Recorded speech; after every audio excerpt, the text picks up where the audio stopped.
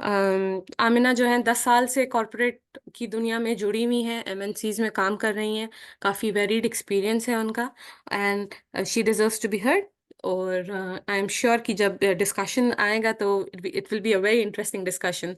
सो जज़ाकल्लाह खैर Amina for agreeing to take this session. We are indebted to you. Please start. Slide. So आज का session जो है it's going to be a very I am a very talkative person, so it's going to be a very talkative session.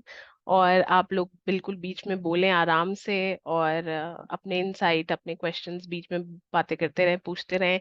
कोई theory session या कोई I would not बहुत data पे based वैसा सेशन नहीं है। बहुत it's more about my experiences and how I was 10 years ago या 12 years ago to be precise. और आज ये है कि अल्लाह के शुक्र से मुझे काफी जानकारी है कि हाँ। तो सबसे पहले तो बहुत सारे लोग को ये नहीं पता होता है कि कॉरपोरेट्स क्या होते हैं। तो कॉरपोरेट्स वो होते हैं जहाँ एक बिजनेस ऑर्गेनाइजेशन होती है, और हर ऑर्गेनाइजेशन का एक ओनर होता है। बट उस केस में क्या होता है कि वहाँ पे मल्टीपल शेयर होल्डर्स होते हैं, तो एक सेपरेट लीगल एंटिटी होती है।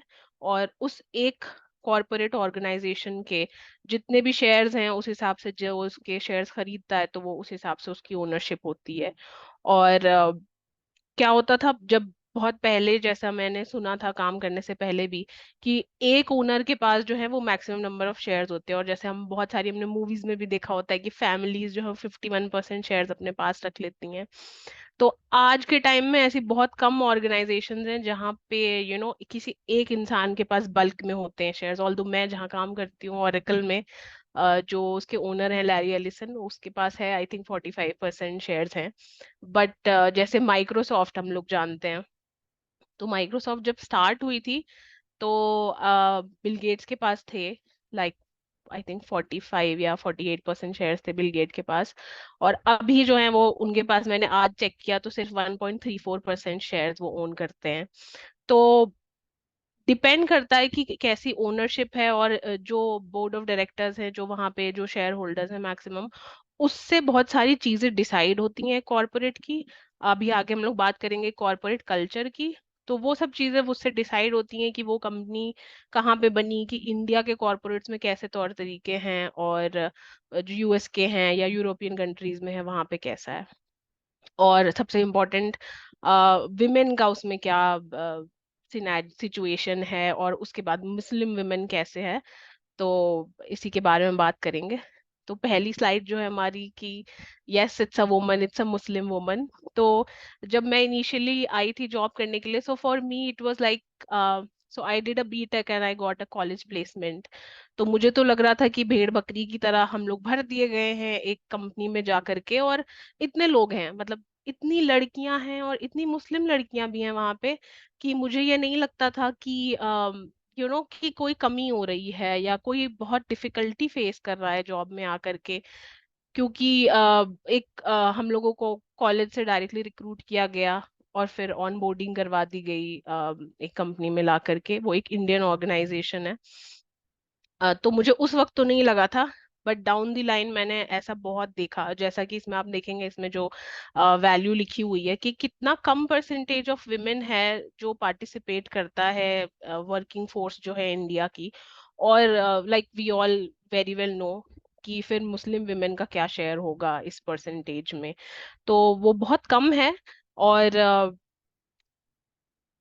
ये बढ़ रहा है, मतलब मैंने देखा है कि बहुत, मतलब बहुत ज्यादा, मतलब कई गुना ऐसे नहीं बढ़ा है over the years, but it is consistent और ये बढ़ रहा है। और शायद बहुत सारी मिथ जुड़ी हुई थी जो जब मैंने भी स्टार्ट किया था, और मेरे जो सीनियर्स हैं एक्चुअली, वो like people who started working 20-25 years अगो, उस टाइम पे भी बहुत मिथ थी कि कल्चर कैसा है, और पोस्टिंग्स दूर हो जाती हैं, वर्क आवर्स बहुत एराटिक होते हैं। तो इन सब चीजों के बारे में बात करेंगे। प्लीज दूसरी स्लाइड कर दो सानिया।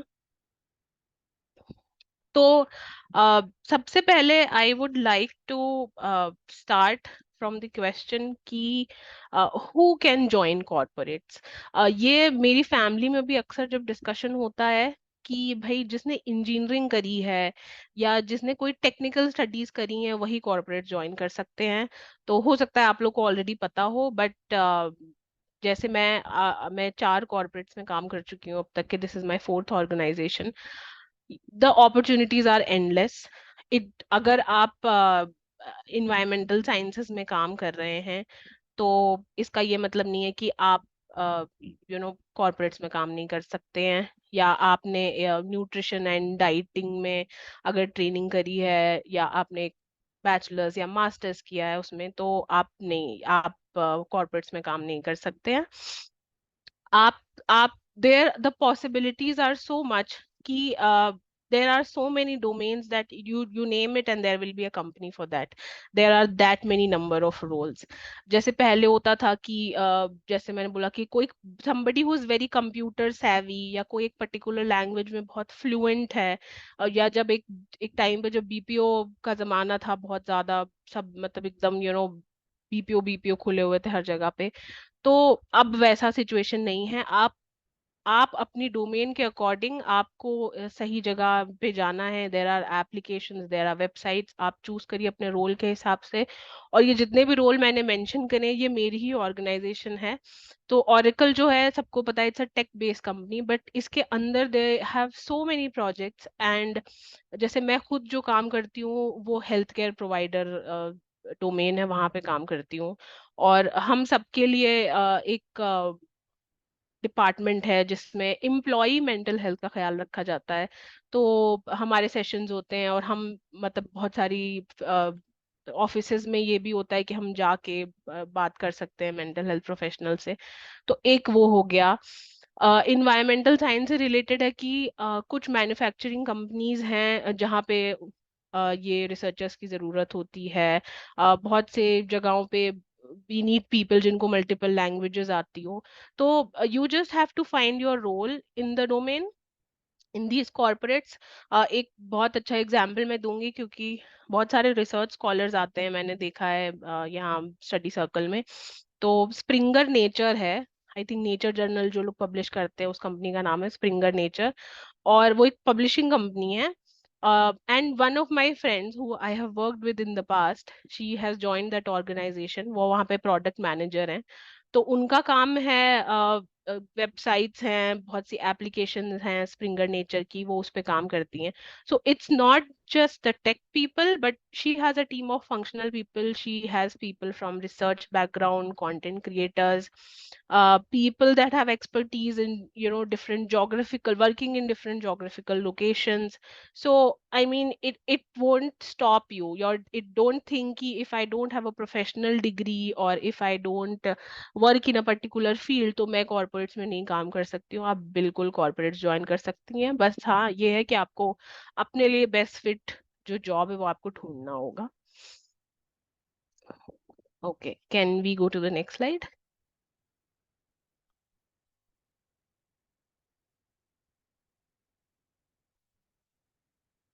ठीक है। अब once you have like found out an opportunity या आपको एक जॉब पोस्टिंग मिली है कि ये बातें वो है कि जब आप अभी you are trying to get a job in a corporate organisation, तो सबसे पहले तो है when you are looking for a job, see for a job that best fits you. Okay, so आपकी जो स्ट्रेंथ है, आप जिस पे काम करना चाहते हैं, सबसे पहले you should start applying to those.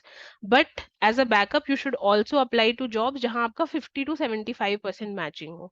तो हम लोग जब रिक्रूटमेंट करते हैं तो हम देखते हैं कि जिस जो पोटेंशियल एम्प्लॉय होने वाला है उसकी स्ट्रेंथ क्या है, ठीक है, और उसका इंटरेस्ट क्या है, उसने क्या काम किया है। और बहुत छोटे छोटे कीवर्ड्स होते हैं, जैसे जो लोग रिक्रूटमेंट में काम करते हैं वो उन कीवर्ड्स को उठाते हैं and they just shortlist candidates.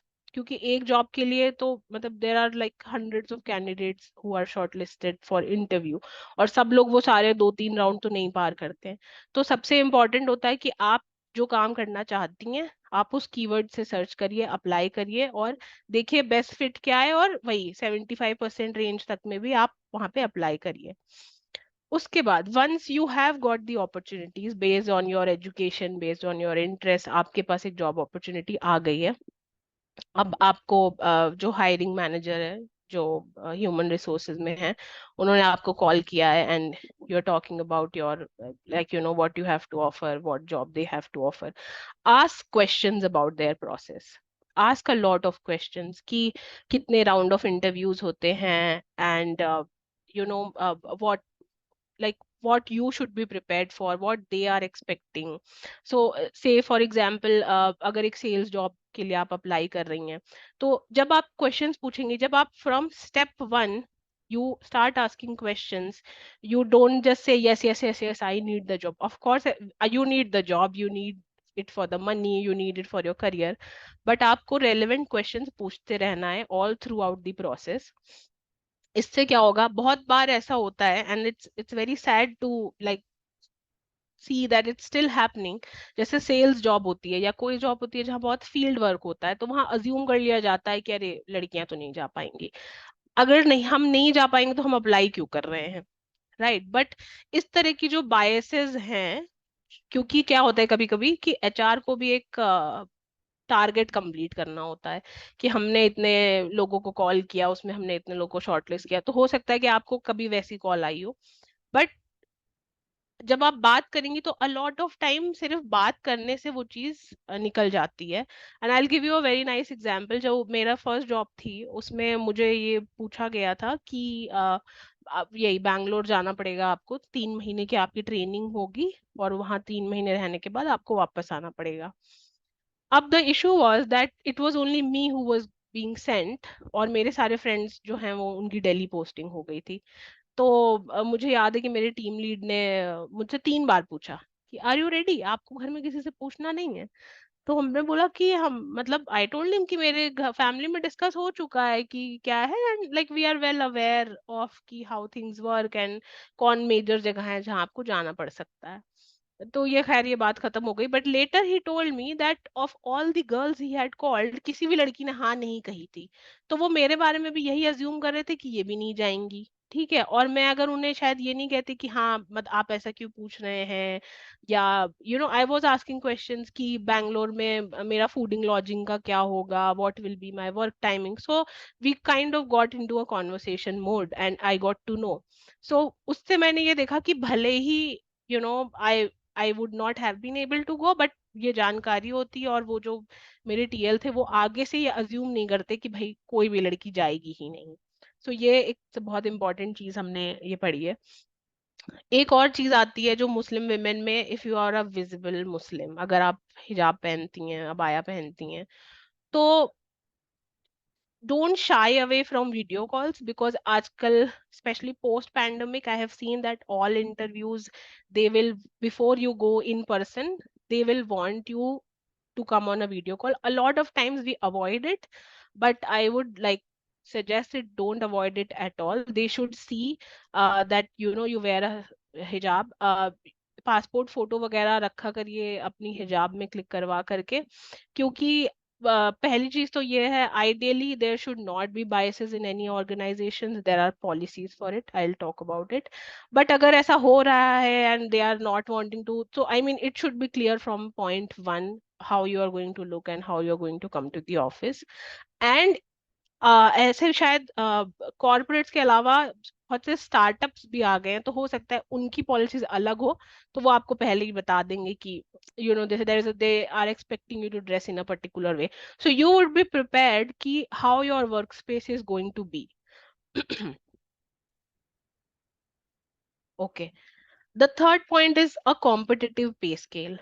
So ये this is for women who are already working, because जब हम initially start करते हैं तो हमको इतना idea नहीं होता है कि we come with no experience, we only come with our educational background, तो हमको इतना शायद negotiation और वो हर हर किसी को वो मौका नहीं मिल पाता है। But once you start working, you have to be up to date, जैसे मैंने लिखा है, be up to date on your domain and field trends, be very keep checking कि बाकी फील्ड में लोगों को कैसा पे पैकेजेस मिल रहा है, आपको कैसा अभी मिल रहा है, what you should be getting if you are less on your pay package. और बहुत बार क्या होता है कि जब आप कॉर्पोरेट ज्वाइन करते हैं तो हर कॉर्पोरेट्स में एक अलग अलग कंपोनेंट्स होते हैं, सब जगह अलग अलग, और ये बहुत कंफ्यूजिंग होता है क्योंकि हमारी फैमिलीज में अभी तक ज्यादातर हमने देखा होता है कि हमारे पेरेंट्स हैं तो गवर्नमेंट ऑर्गेनाइजेशंस में हैं, बैंक्स में हैं, और यूनिवर्सिटीज में, मतलब एकेडमिक बैकग्राउंड है, और उनका ये जो पे पैकेज का कंपोनेंट होता है वो बहुत अलग होता है कॉर्पोरेट से। तो जब आपके पास कोई अपॉर्चुनिटी आए तो try to find out people जो ऑलरेडी काम कर रहे हैं, जो आपको थोड़ा एक्सप्लेन कर सकते हैं। अगर ऐसा नहीं है तो जो आपका एचआर है वही आपको एक्सप्लेन कर देंगे कि ये क्या कंपोनेंट है, इसमें आपको इन हैंड आपको कितने पैसे मिलने वाले हैं, एंड कोई बोनस है। बहुत बार यहाँ पे एक होता है ज्वाइनिंग बोनस दिया जाता है लोगों को जो इमिडिएटली ज्वाइन कर लेते हैं। तो ये सब चीजों के बारे में तो ये आपको तब होगा जब आप अपनी प्रिपरेशन करेंगे कि भाई now I have started appearing for a job and my hiring process has also started, so in the background keep doing these preparations.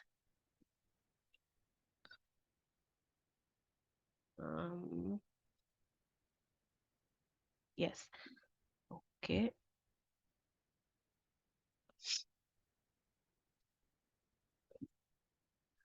Now we come to a point when you have been hired, you are a part of an organization, and I think this is the most important part. This is the place where, as a Muslim woman, you face the, world. You come to office every day, and you meet team members, and there are so many things that you can face and you can go through this time. And तो मेरी ये जो दो slide है, this is kind of a crash course, like a prep up thing for you, that there are so many people, we are such a big population in India right now, that the first thing is that don't be worried at all of like आपको नहीं पता है कि आगे क्या करना है, इतने लोग हैं। और जैसे अब यही फोरम है, मुझे यही लगता है कि स्टडी सर्कल है, इतने लोग हैं कि आपको कोई ना कोई मिल जाएगा जो आपको हेल्प करेगा, आपको गाइड कर ही देगा। तो ये चीज तो आपको हमेशा अपने बैक ऑफ द माइंड में रखनी है कि कोई टेंशन मत लो, अल्लाह पाक जो है वो कोई ना कोई जरिए से आपको गाइडेंस भिजवा ही देते हैं। सबसे पहली बात तो ये है। The second thing is that when you go in a and I am specifically talking about the corporate environment, because कोई भी corporate organization ले लीजिए, there are situations everywhere. I know you will face difficult situations. I have faced difficult situations, and I was not always ready how to handle it. But over a period of time, you get to know when you talk to people and when you see things. आज के time में मुझे लगता है हाँ थोड़ा tough ज्यादा है, बेस्ड ऑन जैसा कंट्री का सिचुएशन है हमारा, जैसा कि माहौल चल रहा है। बट जो लॉज हैं, सबसे इम्पोर्टेंट चीज है, जो लॉज और जो पॉलिसीज हैं वो बहुत बहुत हेल्प करती हैं इस केस में। वो एक बहुत स्ट्रांग पॉइंट होता है, तो उसके बारे में अभी बात करेंगे। सबसे पहले है एटीट्यूड। तो you should always believe, and doesn't matter in whatever corporate organization you work, I know जब आप एक अंदर जाएंगे ऑर्गेनाइजेशन में तब आपको वहां का कल्चर पता चलता है कि कैसा होता है। All employees are considered equal, ये हर किसी की पॉलिसी में होता है कि आप सीईओ हो और आप चाहे जॉइनर हो, फ्रेशर हो, और आप टीम लीड हो, कोई भी हो, आपकी सैलरी में बहुत डिस्पैरिटी होगी, बहुत होगा। But on company scale, company के पेरोल पे आप सब लोग एक एम्प्लॉय हैं, सब लोग इक्वल हैं। तो ये सबसे ज्यादा ध्यान रखना चाहिए। You should not B fearful of anybody कि हाँ ये तो मेरे मैनेजर हैं, ये मुझे डांट सकते हैं, कुछ भी कर सकते हैं। नो, आप वहाँ काम करने जा रही हैं, your goal is to work, your goal is to earn good money, get a promotion, make a career out of it. तो वो बात आपको हमेशा क्लियर रहनी चाहिए। एक एक्सपेक्टेशंस होती हैं फ्रॉम द टीम या फ्रॉम द ऑर्गेनाइजेशन। तो एक तो एक्सपेक्टेशन हो गई कि भाई आपको अपना काम अपने टाइम पे करना है, तो that's a very work related thing, that's वो हर इंसान का एक वर्क कैरेक्टर होता है, वो तो आप करेंगी ही। उसके अलावा एक्सपेक्टेशंस होती हैं, जैसे आजकल हम लोग बहुत बात करते हैं कोलैबोरेशन की, कि team members and specially post pandemic, कि भाई टीम मेंबर्स आपस में मिल नहीं रहे हैं, कोलैबोरेशन नहीं हो रहा है। तो what people do is कि other than meeting in office and working in project also बहुत सी टीम बिल्डिंग एक्टिविटीज करवाई जाती हैं। तो उसके लिए क्या करते हैं, ऑलमोस्ट लाइक 3 मंथ्स पे आपको लंच पे ले जाया जाएगा एज अ टीम, या आपको एक आउटिंग पे ले जाया जाएगा एज अ टीम।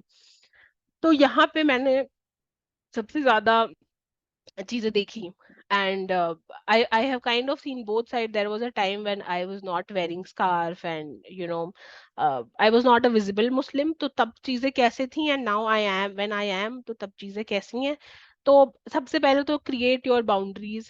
ये तो सबसे पहली चीज होती है कि you have to create your own boundaries. You don't have to be rude, या you don't have to say कि भाई मेरा तो रिलीजन मुझे अलाउ नहीं करता है, या मेरी फैमिली मुझे अलाउ नहीं करती है.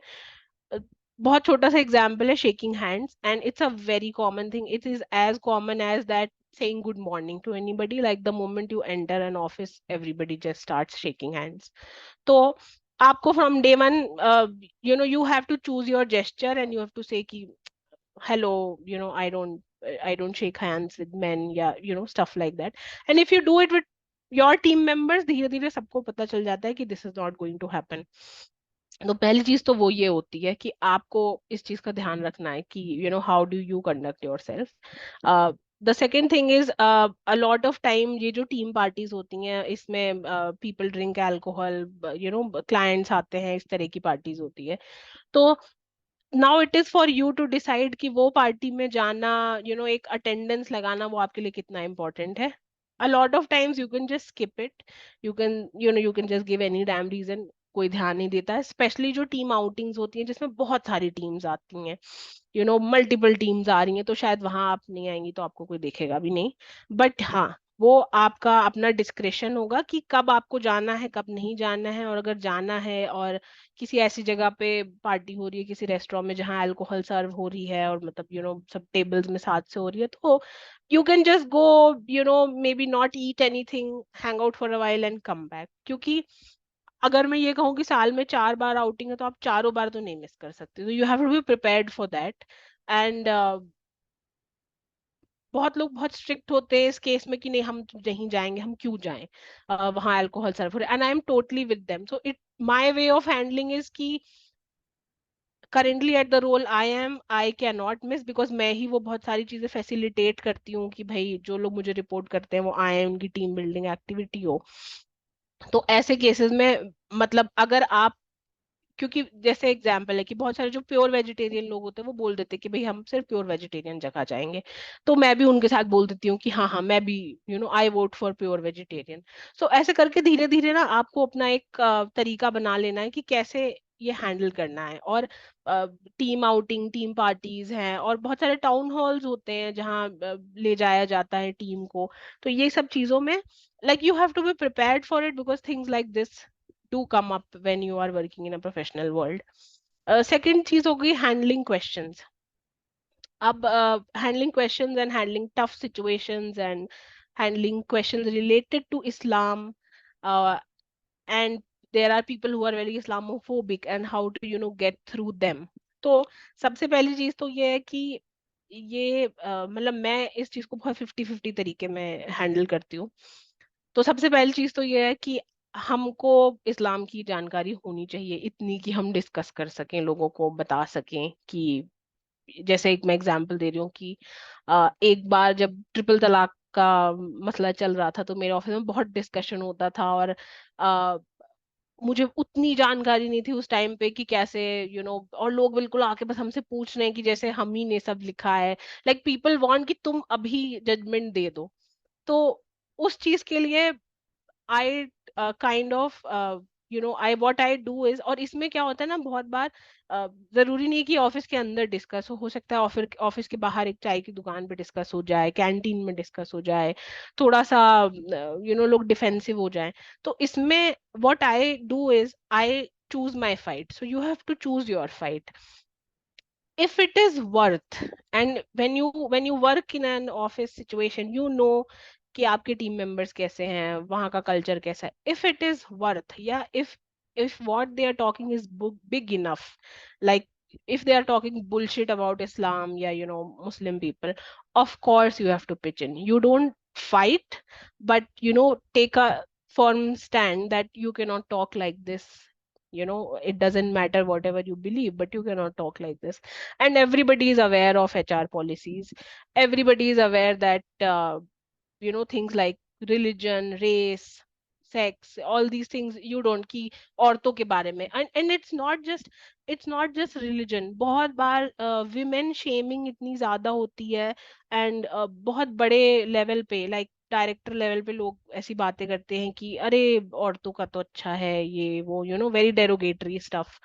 सो you have to pick your fight on that, कि ये it is truly what they are saying is wrong, and the audience is just keeping shut. So you have to find a way, you have to be prepared to handle such situations.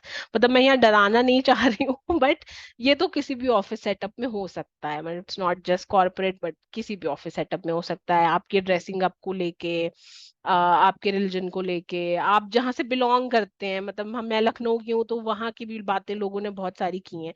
तो जो फालतू लोग होते हैं, and you know उनके ऊपर बिल्कुल ध्यान नहीं देना होता है. But yes, where people are doing these kind of things, and you find a pattern कि आपको जानबूझ के मतलब वो करना चाह रहे हैं कि आप आए and you get into a debate and things get heated up. तो अगर वो आपके पीछे पड़े हुए हैं, there, and I have said it a lot of times, there are so many policies that you can reach out to your manager. अगर आपके मैनेजर भी ऐसी हैं, you can reach out to the HR. तो ये policies सब जगह होती हैं. So you should have knowledge about policies and local laws. तो ये सबसे बड़ी होती है. और ये बहुत बहुत डिफिकल्ट नहीं है कि हम, जैसे आप लॉ, जैसे मेरे जैसा इंसान है, मुझे भी बहुत ज्यादा लीगैलिटी समझ में नहीं आती है. बट कुछ मेजर लॉज होते हैं जो इंडियन लॉ में लिखे हुए हैं, वो आपको पता होने चाहिए. You should know your right, right. और जो जब आप कंपनी को ज्वाइन कर रहे हैं तो उस वक्त जरूर पढ़िए पॉलिसीज. वैसे तो आज तक, जैसे मैं बता रही हूँ, मैंने 4 ऑर्गेनाइजेशंस में काम किया है. सब जगह इंक्लूजन एंड डाइवर्सिटी की पॉलिसीज होती ही होती है. And it doesn't stop on religion, your gender, and जैसे आजकल क्या जेंडर आइडेंटिफाई कर रहे हैं, LGBTQ की भी होती है, डिसेबिलिटी की होती है. A lot in a lot of places. I was just reading मेरी पुरानी ऑर्गेनाइजेशन में, कि वो जो वेंडर जिनके साथ वो लोग काम कर रहे हैं, मतलब जो कॉन्ट्रैक्चुअल एम्प्लॉयज होते हैं, उनके लिए भी पॉलिसीज हैं कि जो हमारे परमानेंट एम्प्लॉय होने वाले हैं उनके ऊपर तो हम कोई बायस नहीं कर सकते, हम उनको डिस्क्रिमिनेट नहीं कर सकते किसी भी बेसिस पे. जो कॉन्ट्रैक्चुअल एम्प्लॉयज आ रहे हैं, जो बीच में एक वेंडर है, एक एजेंसी है, उनके थ्रू आ रहे हैं, वहां पे भी ये डिस्क्रिमिनेशन नहीं किया जा सकता है. सो इतने ग्रैनुलर लेवल तक ये पॉलिसीज हैं. तो उसके बारे में जरूर पढ़िए, क्योंकि अक्सर क्या होता है कि जो बुली टाइप के लोग होते हैं या जो मजाक उड़ाने वाले लोग होते हैं ना, वो इसी से आगे बढ़ जाते हैं, क्योंकि जो बुली हो रहा होता है शायद उसे पता ही नहीं होता है कि they can not do it, they don't have the right to do it. तो ये बहुत इंपॉर्टेंट है. उसके बाद बहुत सारी इंटरनल ट्रेनिंग्स होती हैं ऑफिसेस में, जिसमें आपको नई नई पॉलिसीज के बारे में बताया जाता है, जिसमें कैसे होती हैं वो, हैंड्स ऑन ट्रेनिंग होती है कि आपको सिचुएशन दी जाती है और कहा जाता है कि आप इस सिचुएशन में क्या करेंगे. तो वो आपको बताता है कि ये सही है कि ये गलत है, और आपको किसे रीच आउट करना है. तो कुछ जगहों पे तो एक डायरेक्ट सेल होता है जहां आप ईमेल कर सकते हैं. सब जगह वो नहीं होता है, कुछ जगह पे आपको अपने मैनेजर के पास जाना पड़ता है, फिर HR के पास. तो अगर मतलब कोई इशू अगर ऐसा है कि आपसे हैंडल नहीं हो रहा है, तो देयर आर ऑलवेज वेज. तो सेम है, जैसे रिलीजन के बेसिस पे अगर ये चीज की जा रही है, या आपकी अपीयरेंस, आप जैसे हिजाब पहने या बाया पहने, तो वो भी मतलब वहां भी आप रीच आउट कर सकती हैं. और इसी में डिस्क्रिमिनेशन में विद हैरेसमेंट का भी एक सेल होता है, जिसमें अगर फीमेल एम्प्लॉयज को ऐसा फील हो रहा है कि भाई उन्हें हैरेस किया जा रहा है, उन्हें परेशान किया जा रहा है, उसकी भी ट्रेनिंग्स करवाई जाती हैं. तो ये बहुत स्ट्रिक्टनेस है. And I have seen people getting terminated. I have seen senior managers getting terminated on these issues. और एक ऑर्गेनाइजेशन में मेरे ये भी था वहां पे कि if you are a person who is watching you know the discrimination happening, like आप देख रहे हैं कि जरूरी नहीं आपकी फ्रेंड है, शायद आपका टीम मेंबर है कोई जिसके साथ ऐसे डिस्क्रिमिनेशन किया जा रहा है या उसे हैरेस किया जा रहा है, you can report to it anonymously, but of course you have to give some proof, you have to give some facts about it, and the HR will take it up. तो बहुत बार ये होता है, लोग जो लोग ऑलरेडी काम करते होंगे, बहुत बार ये होता है कि जो जिसके साथ हो रहा होता है वही नहीं बोलता है कि हाँ मेरे साथ डिस्क्रिमिनेशन हो रहा है, या मुझे हैरेस किया जा रहा है, या मुझे जबरदस्ती प्रेशराइज किया जा रहा है because of my what I choose to wear, या because of my religious texts like that. तो ये भी होता है। तो आ, और ये बहुत फाइन प्रिंट में होती हैं पॉलिसीज, और जो हम जब इनिशियली ऑन बोर्डिंग पे साइन कर देते हैं। बट ठीक है, जब आप एक बार आ गए कंपनी में तो एक बार जरूर पढ़ें। हर साल रिफ्रेशर ट्रेनिंग्स होती हैं, उसे जरूर अटेंड करें। तो अ, ये हुआ इन द वर्क प्लेस। उसके बाद यस, उसके बाद और चीजें जो that you can face in the work spaces, वही फेसिंग स्टीरियोटिपिकल क्वेश्चंस, या एक एटीट्यूड की एक क्वेश्चन जो बहुत आता है, और and it has and surprisingly it has come up from non Muslim people also and Muslim people also, कि लड़की हो के आपके मम्मी पापा ने आपको इतनी दूर काम करने कैसे भेज दिया। तो ये सब फालतू बातें हैं। अब मुझे लगता है कि वो कुएं के मेंढक हैं ऐसे लोग जिन्हें पता नहीं है कि दुनिया कहाँ जा रही है। And like I am a part of multiple groups and I see कि girls are doing so much great academics wise, मतलब क्या क्या पढ़ाई और क्या क्या रिसर्च कर रही हैं। और जैसे मैं बताया, मैं हेल्थ केयर ऑर्गेनाइजेशन में हूँ। यहाँ पे जो दो टीम्स के साथ मैंने काम किया, वो दोनों टीम में विमेन लीडर्स हैं। एक और हैं जो यूएस में काम करती हैं। And I mean the health care advancements that I see, कि वॉइस रिकॉग्निशन हो रहा है, और एआई वगैरह तो आजकल लोग इतनी बातें कर रहे हैं, but like I have been seeing what my organization is doing on AI. तो ये सब कहना कि ये जो स्टेरियोटिपिकल बातों पे मेरे हिसाब से बिल्कुल ध्यान नहीं देना चाहिए बिल्कुल भी, कि लड़की हैं इतनी दूर आ गई हैं। I think you should just shrug it off. Same way, if it bothers you to an extent कि you need to take a step, yes do take, but otherwise you should just shrug it off. um, Being a visible Muslim, yes, it is a challenge, but over a period of time, and I think I started wearing hijab in 2016, so it has been quite a while. I now understand that it's a big blessing. It was a challenge, it was a struggle, and I still have bad days, but जब वो मेरे सामने वो blessing सामने आ जाती है, तो मुझे बहुत अल्लाह का शुक्र होता है, अल्हम्दुलिल्लाह, दैट हम आई एम अ मुस्लिम। सबसे बड़ी बात है ये। तो उसको वही है, you should be unapologetic in your attitude. ये सबसे ज्यादा आपको ध्यान रखना है। ये मतलब आप अपने आप को डाउन ट्रॉडन कहीं से ना समझिए। And if you are getting hired in a corporate organization, and आप इक्वल हैं बाकी सारे लोगों के, बाकी सारे कॉन्टेंडर्स के, बाकी सारे एम्प्लॉयज के जो वहां काम कर रहे हैं, कि you are no less. So if somebody is making you feel, and I have seen these things happening in my organizations where I have worked, कि कैसे मुस्लिम हो करके यहाँ आ गई, कैसे लड़की हो के यहाँ आ गई। तो I feel women have been seeing all these things since very long, तो उससे आपको घबराना बिल्कुल भी नहीं है। जो लोग हैं ऐसे वो सब जगह, इट्स नॉट जस्ट कॉर्पोरेट्स, वो पूरे सोसाइटी में ऐसे हैं। So you should not B worried about them at all, and you should not think कि ये जो corporate culture है यहाँ तो ऐसा होता ही है। I remember that भाई जब outsourcing was on boom and there was a lot of BPO culture, and there were a lot of things being said about corporate culture, but जो एक चीज मैंने देखी है कि अगर आप प्रोफेशनलिज्म फॉलो करेंगे, सामने वाला मजबूर हो जाएगा प्रोफेशनल होने के लिए। और अगर नहीं हो रहा है तो वही है, देर आर वेज जो आप कर सकती हैं, एंड देर आर वेज जो आपकी और की ऑर्गेनाइजेशन के थ्रू किए जा सकते हैं। तो handle situations at your own pace and in your own way. तो कोई बोले कि चलो लड़ाएं, तो लड़ने नहीं जाना है। आप देखिए, नौकरी भी इम्पोर्टेंट होती है। आई एम नॉट सेइंग कि डर के नौकरी करो, बट नौकरी बहुत इम्पोर्टेंट, तभी आप वहां जा रही हैं जॉब करने के लिए। तो उस चीज को ध्यान में रखते हुए करिए, reach out, There are always people you can reach out to.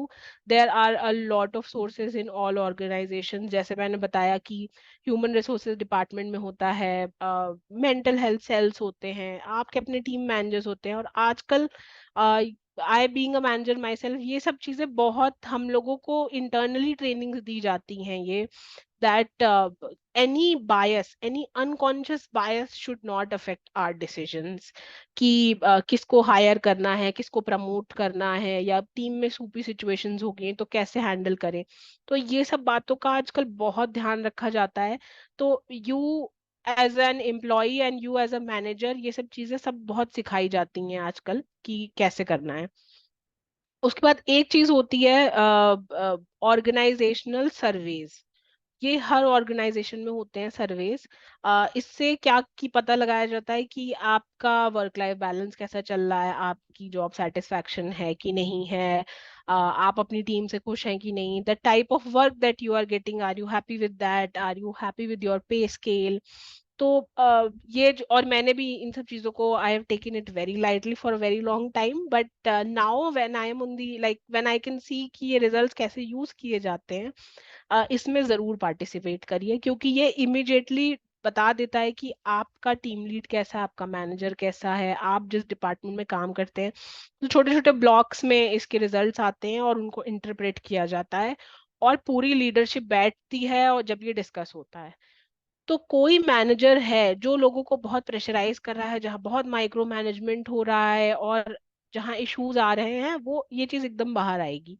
So there are a lot of ways जिससे ये ध्यान रखा जा रहा है, and because there have been instances right जहां लोग स्ट्रगल करते होंगे।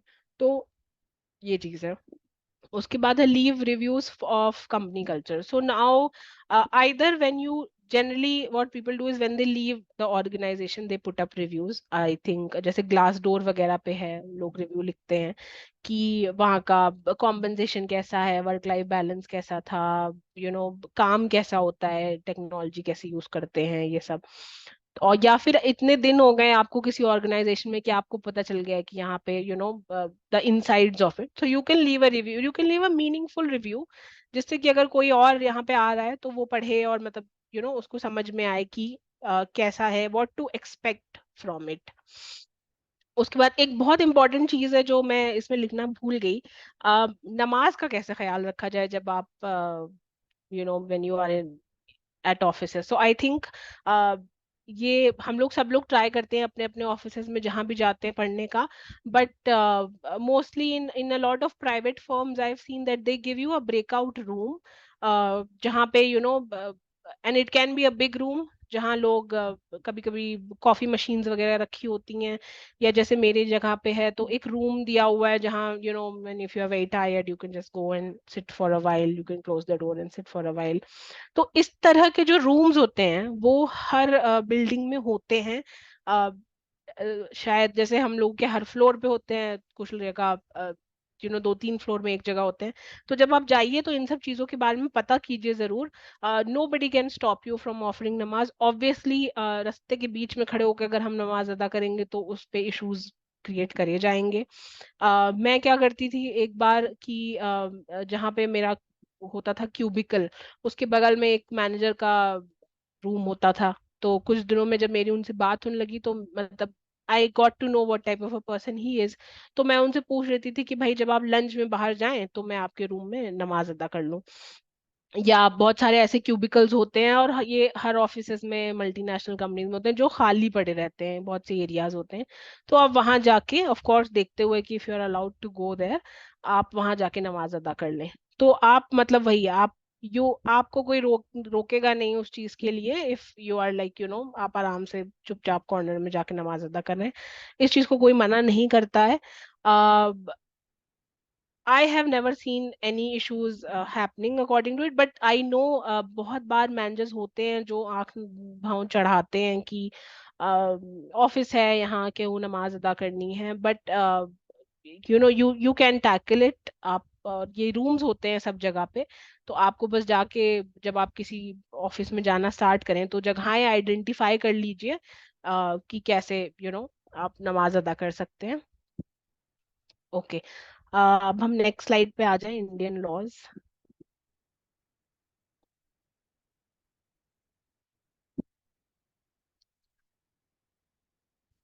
ओके, दो क्वेश्चंस आए हैं, मैं इनको बाद में डिस्कस करती हूँ। ओके, इंडियन लॉज है, और ये मुझे तूबा तूबा से पूछा है मैंने, जो हमारी लीगल एडवाइजर हैं। तो आर्टिकल 19, 14, 15 एंड 16 है। सो ये जो भी लॉज हैं, they all they are trickling down from, ये जो हमारी पॉलिसीज हैं कॉरपोरेट की, इंक्लूजन एंड डाइवर्सिटी की, वो यहीं से आ रही हैं।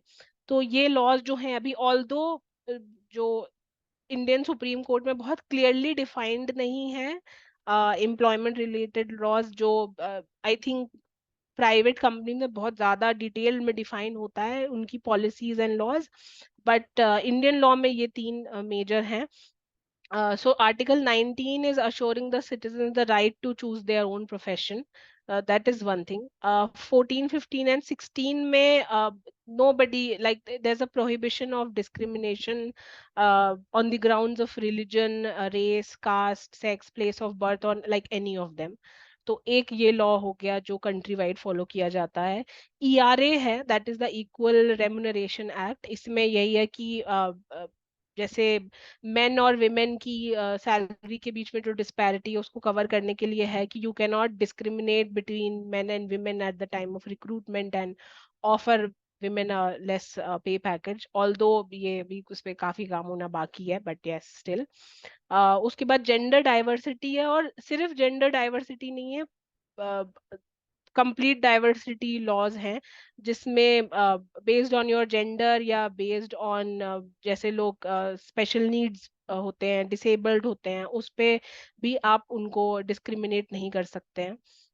उसके बाद ऑक्यूपेशनल सेफ्टी एंड हेल्थ है। So for women employees in all corporates, this is the policy that if you are working post 8 p.m. Every day, you will get cab drops, right? So you will get transportation back home. इसलिए most of the places, जैसे जहाँ पे day shift होती है, वहां पे advice किया जाता है कि भाई आप 8 बजे के पहले घर चली जाएं। So this is another way of that nobody can push you to stay in office in late hours. अगर आपकी शिफ्ट नहीं है, जैसे आपका जो ऑफर लेटर आता है उस पे हमारी शिफ्ट मेंशन होती है कि हमारे रेगुलर वर्किंग आवर्स क्या होंगे, तो अगर वहां पे आपने साइन नहीं किया है कि हाँ मैं लेट शिफ्ट में काम कर रही हूँ, नाइट शिफ्ट्स में, या मेरा जैसे 9 बजे तक का है, तो उसमें ये होता है सब जगह, but anybody who is like trying to get jobs or who are in the process of getting hired, वो ये चेक कर लें, 8 बजे के बाद फीमेल एम्प्लॉयज को कैब्स मिलती हैं, होम ड्रॉप मिलता है। और अगर नहीं मिल रहा है home drops, then nobody in the office can ask you to extend after 8 p.m. तो ये भी एक पॉलिसी होती है कॉर्पोरेट में। और अगर है नाइट शिफ्ट वगैरह, तो फॉर श्योर आपको होम पिकअप एंड ड्रॉप मिलेगा based on your timings. So this comes under occupational safety and health. And कुछ जगह पे आई थिंक जहाँ पे लैब्स वगैरह भी होती हैं, उसमें भी ये होता है ऑक्यूपेशनल सेफ्टी एंड हेल्थ का, कि if you are inside a corporate, you are working in a laboratory, so ये उसमें भी वो आपका हेल्थ का टेक केयर करते हैं कि it should not be affecting your health. So that is also one part. uh, okay, can we move to the next slide?